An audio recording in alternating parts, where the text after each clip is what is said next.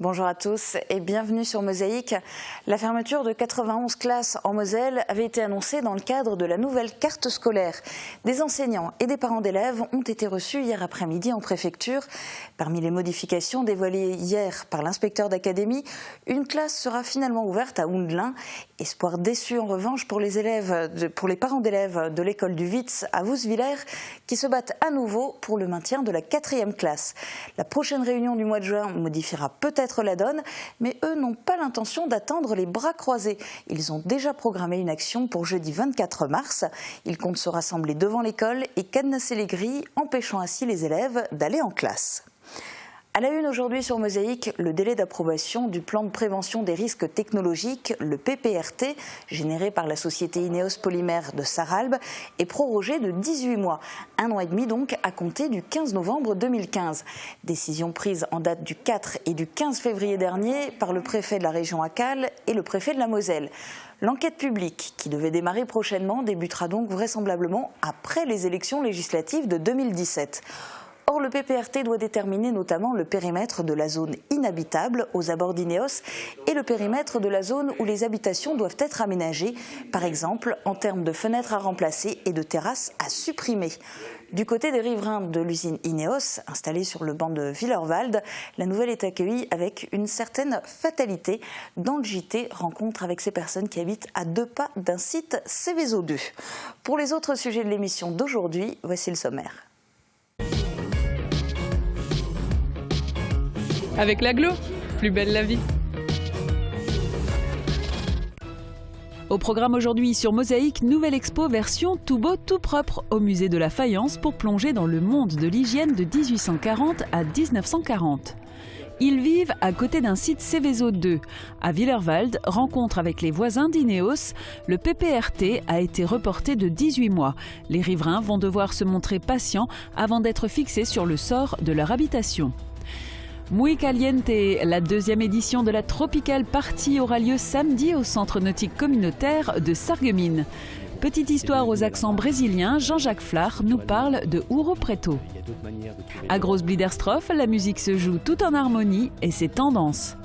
Et pour finir, Sophie Géin vous propose un dessert original, des abricots œufs au plat. Il y a tout juste un an, la crèche communautaire L'Atelier des Lutins fêtait son 10e anniversaire. Replay. Où que vous soyez, vos données sont sauvegardées et protégées contre les menaces externes. Pour les pros, la solution, c'est le cloud ID Réseau. Merci madame. Bonne route les enfants. Voici pour le plaisir des yeux et des oreilles un exemple de spectacle que donnent régulièrement les animatrices de la crèche de l'Atelier des Lutins.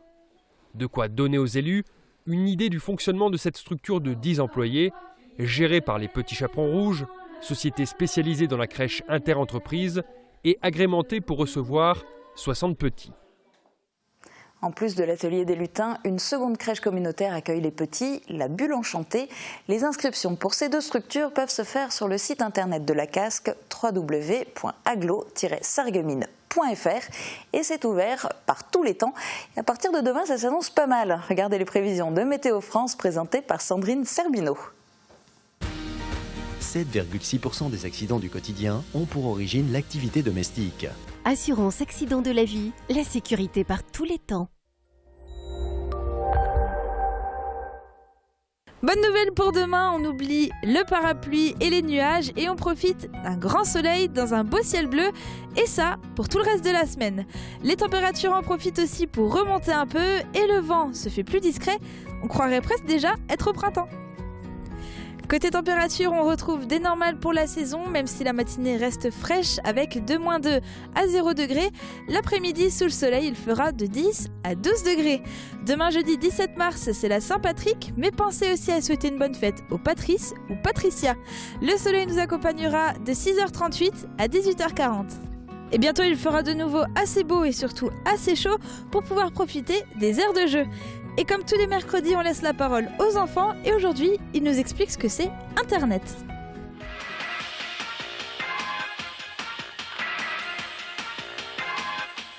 Pour toi, qu'est-ce que c'est Internet ? On peut regarder les informations, mais on peut faire plein de choses. Et toi, tu vas souvent sur Internet et tu fais quoi sur Internet? Des fois, je regarde les infos et je joue. Et voilà. Et comment ça se passe? Tes parents sont avec toi derrière? Ils te laissent seul? Explique-nous un peu comment ça se passe quand tu vas sur Internet. Mais des fois, ils me laissent tout seul et des fois non.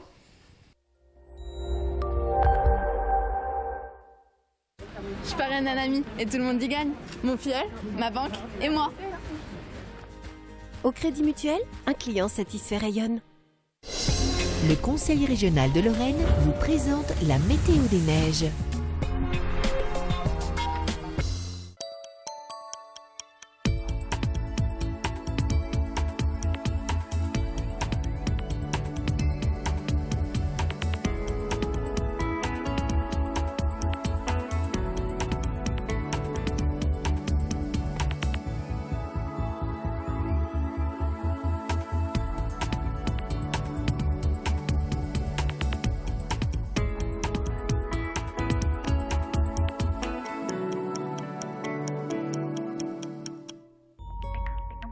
Retrouvez toutes les informations sur l'enneigement de vos stations préférées sur www.bulletin-d-neige.com.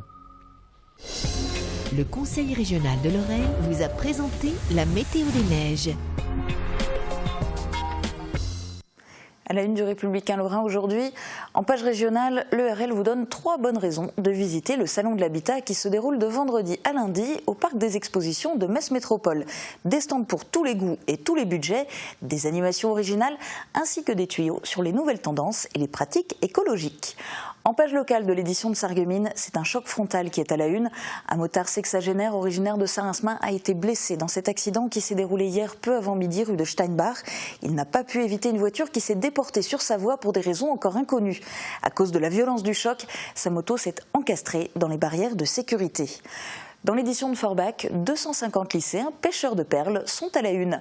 Lundi soir, ils étaient sur la scène du CAC de Forbach pour le concert européen des lycées. Pour cette 28e édition, les élèves ont interprété l'opéra de Bizet, Les pêcheurs de perles, et fait un triomphe. L'actu du secteur en images, voici le JT de Mosaïque.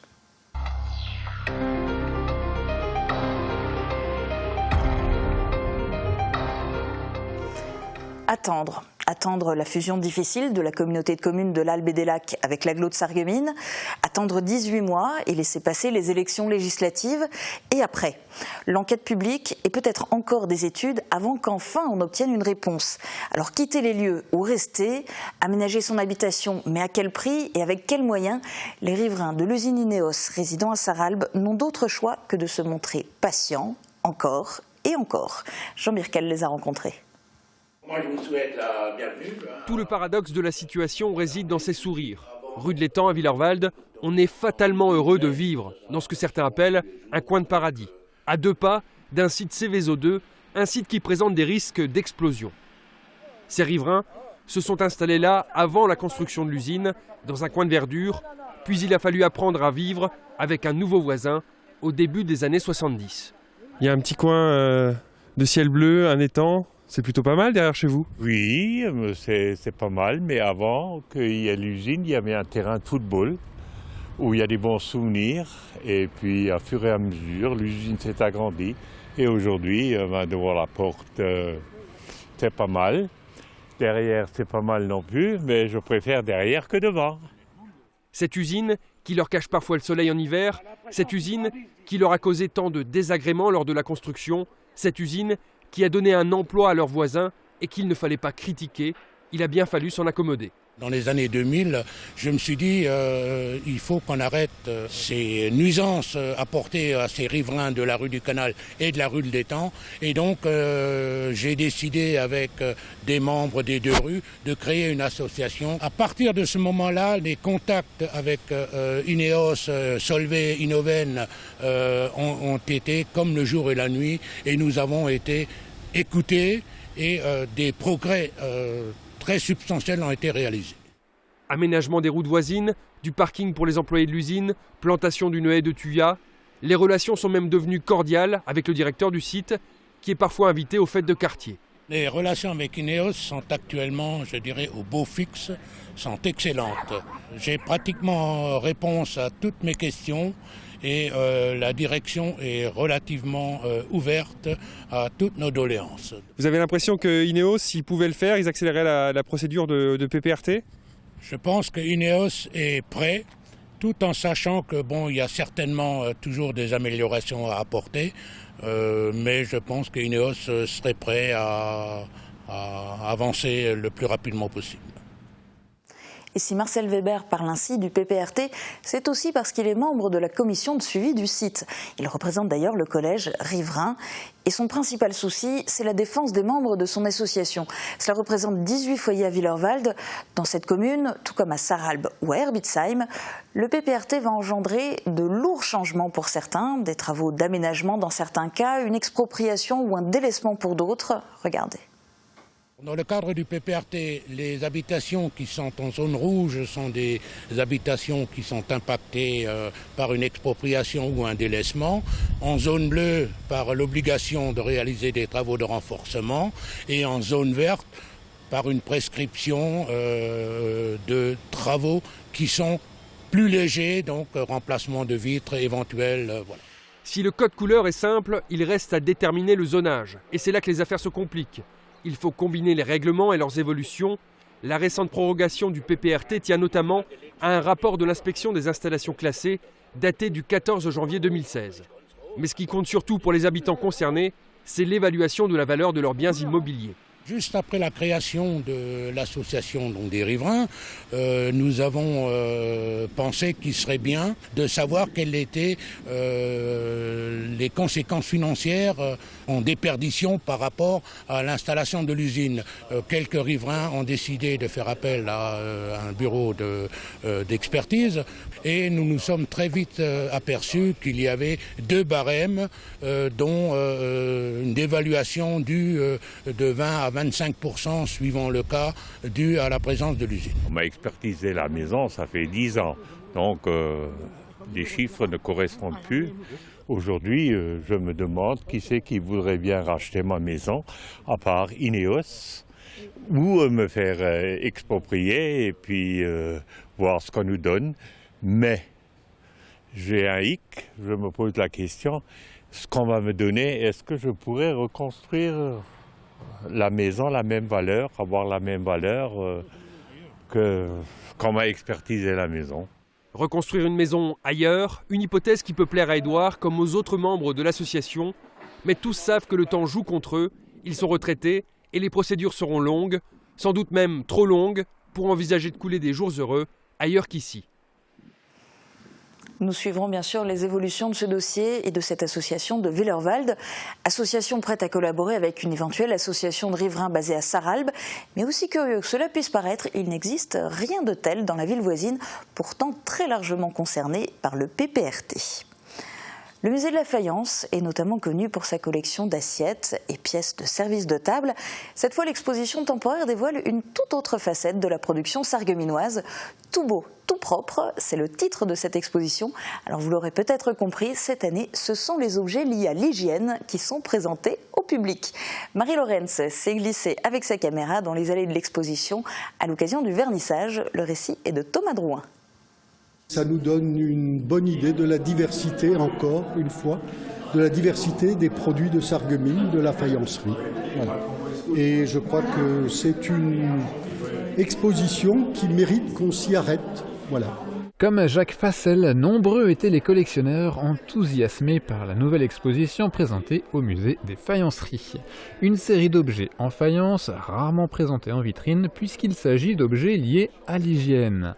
Le titre de l'expo est d'ailleurs évocateur, tout beau, tout propre. Sort ainsi de l'ombre toute une série d'objets produits entre 1840 et 1940 que le public ne voit pas habituellement. Alors ça va du pot de chambre où on en a fait des milliers, en passant par les garnitures de toilettes dont on a fait beaucoup moins, par les fontaines de vestibule qu'on n'a pas beaucoup produit non plus. Et à ce sujet, nous avons trouvé lors du dernier salon antiquaire de Sarreguemines une fontaine assez exceptionnel. Un objet dont l'association Sarreguemines Passion a fait l'acquisition afin de l'offrir au musée. Au fil des vitrines défile donc un siècle de l'histoire de l'hygiène avec des pièces témoignant chacune de la démocratisation de l'hygiène au cours de la période présentée.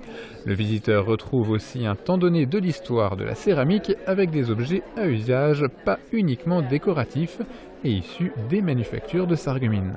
On connaît bien sûr la faïencerie Hutschneider et compagnie, mais il y avait aussi Hutschneider et Jonas, une autre compagnie qui faisait plutôt du dallage. Et c'est important dans le cadre de cette exposition parce que si la salubrité des villes s'améliore au 19e siècle, c'est aussi parce qu'on pave les rues, on pave le métro, les gares, etc. Donc deux manufactures qui vont concourir en fait au progrès en marche au 19e siècle.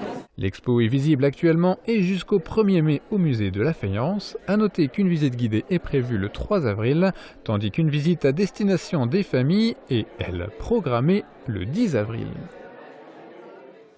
C'est encore l'hiver, c'est bientôt le printemps, mais au Centre nautique communautaire de Sarreguemines, c'est déjà l'été. Du moins ce le sera samedi à l'occasion de la 2e Tropical Party. Regardez. Le seul risque, c'est qu'il y ait à nouveau trop de buée sur l'objectif. Cette 2e édition de la Tropical Party s'annonce à nouveau caliente. Le Centre nautique communautaire organise plusieurs grands événements dans l'année, une manière d'innover, de se démarquer, d'attirer un nouveau public et de faire profiter autrement des infrastructures aux habitués. Le but du jeu, c'est de montrer notre équipement sous une autre facette, donc ramener le soleil dans une période hivernale de froid, de neige au niveau de l'équipement et voilà, profiter de cet espace aquatique différemment en ayant des animations qui ne se font pas tous les jours, que ce soit l'aquazumba, que ce soit le jardin aquatique, une initiation au canoë. Donc c'est vraiment revenir dans un complexe, le redécouvrir et passer vraiment du bon temps avec nous parce qu'on offre tout ce qu'il faut pour que les gens restent de 17h jusqu'à 23h. Les autres rendez-vous annuels changent de thème pour toujours innover, mais le public ayant particulièrement plébiscité de saluer la fin de l'hiver par une tropical party, le Centre nautique communautaire a décidé de réitérer l'événement. Rendez-vous ce samedi 19 mars de 17h à 23h, avenue de la Blise à Sarreguemines. L'entrée sera sans limite de durée, 4 € pour les adultes, 2 € pour les enfants.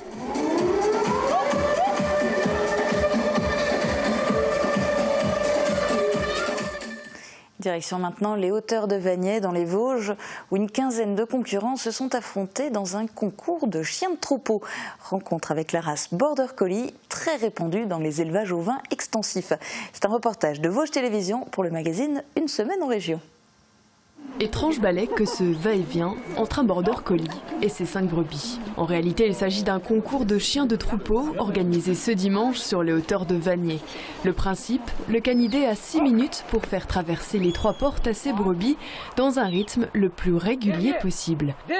Un exercice où l'homme est simple guide, car si le chien répond bien au commandement du maître, c'est lui qui conduit le troupeau. Comment ça s'est passé pour ce concurrent ? Très bien, un chien qui est aux ordres, à l'écoute. Bon, il y a le maître qui est assez, assez expert dans le dressage, donc voilà, c'est une bonne équipe maître chien. Il faut compter un an par patte. Entre guillemets, on y va comme ça, enfin je veux dire c'est une moyenne, hein. Mais en gros à 4 ans c'est l'âge requis où le chien est efficace. Ce jour-là, les chiens sont tous débutants. Pour cet exercice, ils doivent se montrer obéissants, respectueux et avoir de l'initiative. Parmi la quinzaine de concurrents, certains se débrouillent mieux que d'autres. Pour leur première participation, Jennifer et Bob ont rapidement perdu le contrôle de leur troupeau. Il faut bien sûr que le chien apprenne, mais il faut aussi que le maître apprenne à se positionner, etc. Donc il y a les deux, il faut apprendre. Il faut gérer à la fois le troupeau de brebis et à la fois le chien. Donc il faut avoir des yeux partout. Né en Angleterre, le Border Collie a été importé en France dans les années 70. C'est aujourd'hui la race de chien de troupeau la plus répandue dans les élevages pastoraux, c'est-à-dire ceux qui pratiquent la transhumance. Très vivace d'esprit et endurant, le Border Collie a d'excellentes aptitudes de berger. On ne bouge pas. Ils voient le travail même avant l'œil humain. Ils le sentent. Le point de fuite d'une brebis qui veut partir, poupoum, ça va se mettre sur le côté de la fuite. Attends, t'inquiète, je gère. Là, on regarde, on dit rien. Par contre, le border, il a un inconvénient, c'est qu'il veut travailler tout le temps. Donc on est obligé de le mettre au repos. Parmi ces travailleurs insatiables, certains seront peut-être qualifiés pour les championnats de France qui auront lieu cet été dans le Cantal. Dans un instant, petite histoire d'une région de chercheurs d'or au Brésil, puis direction Großbiedersdorf où la musique se joue tout en harmonie. Enfin, le dessert de la semaine ressemble étrangement à un œuf au plat.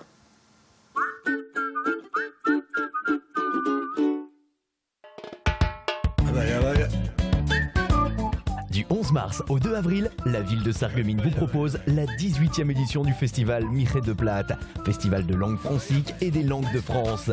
Au programme de cette édition exceptionnelle, une magnifique exposition sur la migration de Lorrains et Sarrois vers le Brésil à la fin du 19e siècle. Du théâtre, de la chanson, de l'humour, des conférences, sans oublier le traditionnel bal folk le 2 avril. Programme à découvrir sur www.sarreguemines.fr.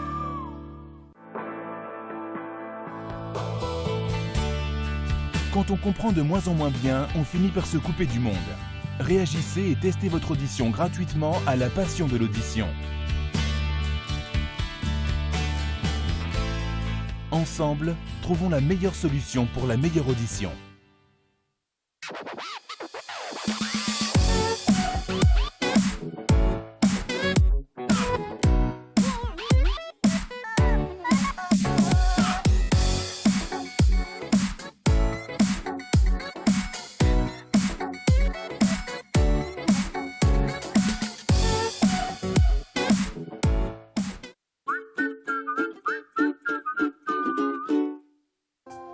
Transport, matériel médical, aide à domicile. AVS Santé, notre métier, vous accompagner. Samedi, nouveau match à domicile pour le Sarreguemines FC. Cette fois, c'est le derby. Forbach est attendu avec impatience sur la pelouse du Stade de la Blise. Sarreguemines-Forbach, le retour, c'est plus de sport samedi à 18h en direct sur Mosaïque. La petite histoire traverse l'Atlantique, direction le Brésil, tout comme le festival Miret de Plate.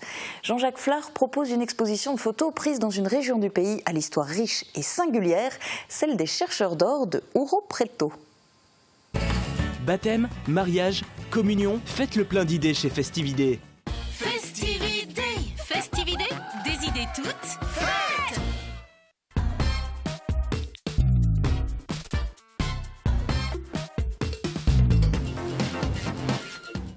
Je présente la série qui est relative à Ouro Preto. Donc Ouro Preto, c'est dans le Minas Gerais, donc c'est une région au Brésil. Alors au Brésil, il y a 50 000 façons de le voir. Minas Gerais est une région minière très riche en minerais. Alors il y a des diamants, il y a de la bauxite, il y a du fer et naturellement il y a de l'or. Et en 1711, on a découvert cette fameuse... donc il y a eu des gens qui ont commencé à aller dans les rivières et des banderias, et ils ont trouvé des pépites d'or dans les rivières. Et donc du coup, naturellement, l'or était comme aux États-Unis, c'était cette fameuse ruée vers l'or. Là, c'était aussi la ruée à l'or, mais au Brésil, donc à Ouro Preto. C'était une ville, donc naturellement, les Portugais s'en emparaient aussi de ce territoire, parce que c'était une richesse colossale. C'est une ville avec des édifices baroques, ainsi de suite, quoi. Elle a été très riche. En anecdote aussi, il y a eu entre guillemets une importation, si j'ose dire, de l'esclavagisme. Il y a eu 100 000 personnes qui ont été forcées à travailler dans les mines d'or. Donc ça c'est un tableau une photo qui représente donc ce fameux tamis. Et vous voyez ici quelques pépites d'or avec le relief du visage de la personne qui est en train de tamiser l'or. Parce qu'il y en a encore quelques-uns qui tamisent de l'or, mais bon, c'est devenu à la marge, puisque naturellement, aujourd'hui, il y a d'autres manières de trouver de l'or, plus facilement dans d'autres pays du monde. Et naturellement, donc, ce pays, cette région a totalement été abandonnée aussi. Donc voilà, donc ce qui était beau il y a 150 ans ou 200 ans, aujourd'hui, la dure réalité est que c'est devenu un territoire assez pauvre, mais où reste quand même une histoire, une belle histoire, et c'est ce que j'ai voulu montrer vis-à-vis de mes photos ici présentes. À Großbiedersdorf, la musique se joue tout en harmonie. Difficile de compter le nombre de répétitions que l'ensemble de 26 musiciens, dirigés par Jean-Claude Carman, s'impose au cours de l'année. Celle-ci s'égrène toute la semaine, tantôt en groupe, tantôt tous ensemble. Le but étant évidemment d'être toujours au top lors des concerts qui, eux aussi, parsèment le calendrier. Thomas Drouin s'est joint à eux pour apprendre à les connaître un peu mieux. De la cave au grenier, le savoir-faire Firsch Menuiserie à tous les étages.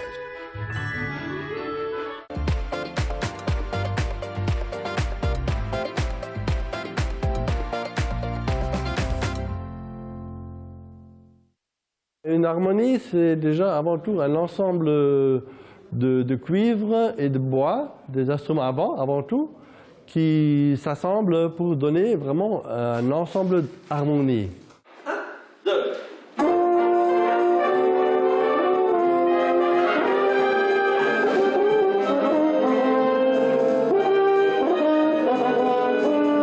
On place les gens selon le pupitre qu'ils jouent. Les premiers saxophones seront ensemble. Et s'il y a un niveau moyen qui est là-dedans, on va essayer de le mettre entre les deux bancs. Et après, il y a les deuxièmes saxophones, l'alto. Après, on arrive au ténor. Donc, chacun doit avoir sa place définie. Le chef d'orchestre, c'est le cuisinier aussi, oui, qui met la sauce au bon endroit, qui demande à un instrumentiste, comme l'autre il va relever avec une épice plus forte ou plus nuancée. Là, je vais faire sortir les trompettes, je vais les faire reculer, je vais sortir les saxophones pour que ça donne une harmonie et puis une couleur aussi à la musique, bien sûr.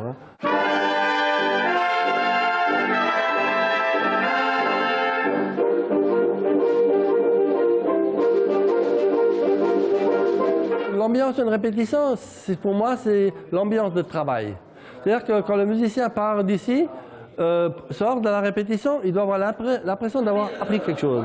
Il faut les nourrir avant tout avec des beaux morceaux. Il faut avoir des très bons morceaux. Il faut bien travailler, bien sûr. Il faut que le chef soit à la hauteur avant tout.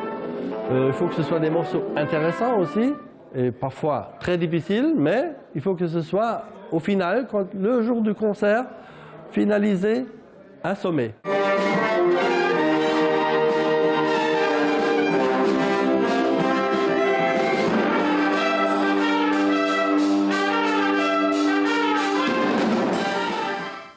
Et en dessert, un œuf au plat, ça vous tente? C'est la recette originale que vous propose aujourd'hui Sophie Géhin. Au club Bouygues de Sarreguemines, Forbach et Saint-Avold, vous profitez du plus grand réseau 4G de France, de la puissance de la fibre et d'un large choix de téléphones portables.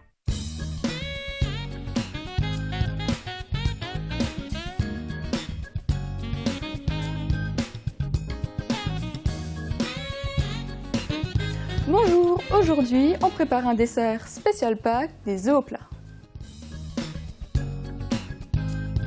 N'ayez pas peur, le dessert du jour va vous surprendre mais aussi vous ravir. Au batteur électrique, blanchissez les œufs avec le sucre et le sucre vanillé. Ajoutez la farine et la levure et mélangez. Enfin, ajoutez le beurre fondu et lorsque la pâte est homogène, versez sur une plaque beurrée sur une épaisseur d'un demi-centimètre. Enfournez pour 20 minutes dans un four préchauffé à 190 degrés. Laissez refroidir le biscuit le temps de préparer le pudding.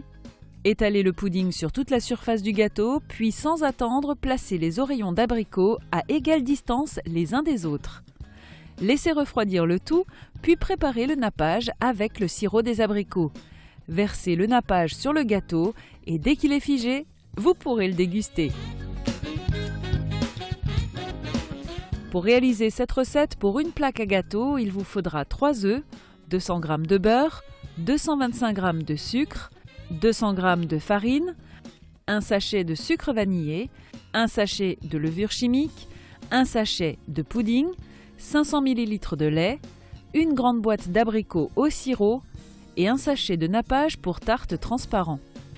Avec des grains de vanille, ce sera encore plus joli. Bon appétit!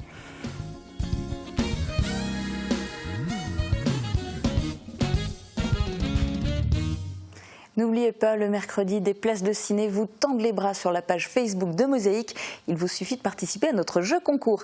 Et côté ciné, profitez-en, dimanche, lundi et mardi, c'est le printemps du cinéma. 4 € la séance pour le film de votre choix, avec notamment des avant-premières. Bon ciné et très bonne journée à tous, à demain.